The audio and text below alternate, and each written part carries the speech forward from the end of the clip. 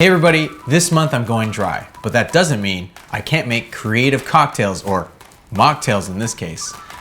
They're not all 0 ABV beverages, but they're gonna be fun and creative because who says you can't have interesting things that you can make at home?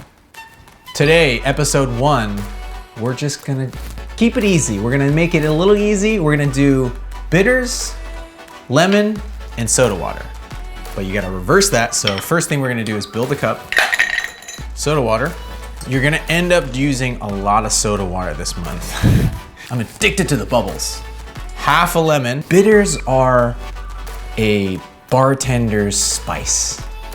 Today we're gonna choose the second most popular bitters, otherwise known as Peychaud's bitters. This is San Francisco. We have banned plastic straws and I am no exception. We gotta get less plastic in this world, guys. So metal straw, this is the moment that is just the best part. You're having a cocktail without getting drunk. Yeah, I made this one sour. It's what we call tart. Until your next mocktail lesson.